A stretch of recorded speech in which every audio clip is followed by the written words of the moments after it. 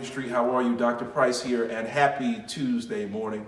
I'm here in the sanctuary on campus, and I just wanted to say thank you guys so much for being with us in worship service on Sunday.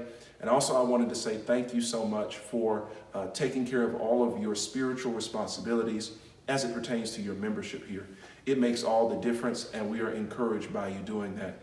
A lot of people have been talking about the new norm, what the new normal way of operating in society will be, what the new norm will be for every facet and factor of life.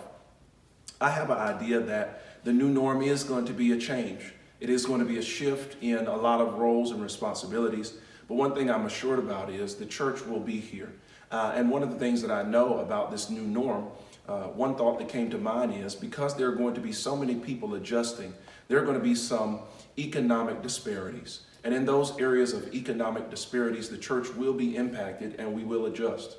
And by that, I mean that the church is going to be looked at and going to be counted on in a new way. It's going to be looked at and counted on not only to be a source of spiritual encouragement for the people who attend our congregation and look to us for spiritual encouragement, for truth, for love, for wisdom and knowledge, but there are going to be a lot of people who are going to see the fact that the church is going to have to respond to them because there will be so many economic changes. Don't ever forget the downtrodden.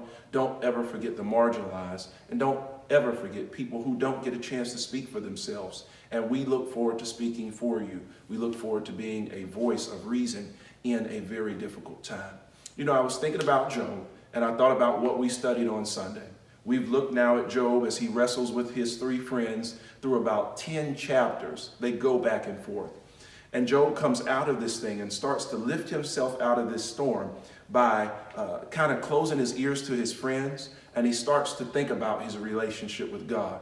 He looks back and he thinks about all the things that God has brought him through. As a matter of fact, he starts to reimagine his incidents as we read Job. And he says, my children, they're no longer with me. My wife and I have been going through an ordeal. My friends have even forsaken me. And they're even suggesting that I don't trust God, that I'm cursing God, and they don't understand what I'm going through. And he says, who understands? God understands. And he looks forward at what he has to do, and you see and can read his mind changing. You can see him walking out of that place where he's close to probably giving up, and now he's leaning on the wisdom of God. Proverbs in our Bible in chapter 7 and 8 begins in the book of wisdom literature to tell us that wisdom is defined as fear. It's defined as fear or reverence, great reverence for God.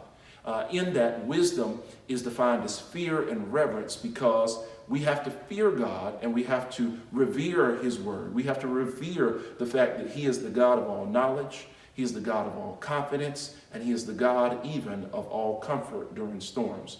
Job starts to thinking about the wisdom that he has gained from life's experience. And he says, one thing I can say is I can count on God because I've been able to count on him in past times. I can even count on him right now. And it refreshes him for the journey that is still ahead. He starts to talk about wisdom in such a way where he starts to talk about the lips of God have proclaimed the wisdom of the world. And so this week, as we get ready to encourage you on this Tuesday morning, and I'll also be back to encourage you on Thursday morning with just a thought, I want to ask you a question. I want to ask you, where do you place the wisdom of God? Do you fear God? Do you reverence God? And if so, is it just a song? Is it a poem? Is it an afterthought? Maybe it's just a holiday like we just went through. Or is it a lifestyle? Job is able to pull himself out of it with the help of God because he's thinking about the fact that wisdom and acknowledging God as the source of his wisdom is not just a phrase, but it is a lifestyle. Let me put it to you like this. I love pound cake, and I love pound cake so much, it's my favorite cake. As a matter of fact, my mother makes a special crusty back pound cake for me every time I'm in town long enough to stay and enjoy the pound cake. And people hear me do sermons and they've heard me do speeches and talk about this pound cake that my mother makes, and they've tried to recreate that pound cake. And I've had people all over the country say, Price, I want you to try my pound cake. My wife and I laugh because it's not an easy pound cake to make. But when some people offer it to me, I'm not able to take their pound cake. And I realize sometimes I'm not willing to take their pound cake because I might not trust the integrity that they know how to make the pound cake like my mom. She is the source for me and the authority for me on crusty back pound cake.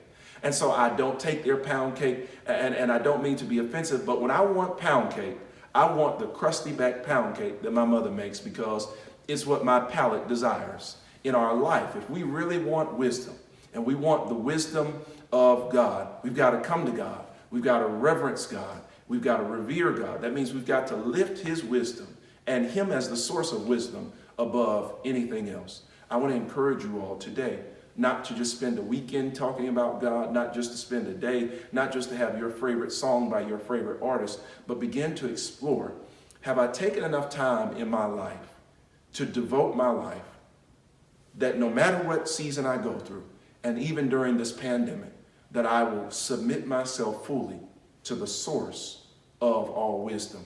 Job tells us that wisdom begins and it ends with God. And I just want you to think about that today as you get ready to run through your day. I want you to think about that as you share words of motivation with your family. And I want you to think about that as we prepare to meet again on Thursday morning for just another level of insight, just another word of comfort. And then on Sunday, we're going to be talking about that wisdom that Job spoke about, that wisdom that he says comes off of the lips of God.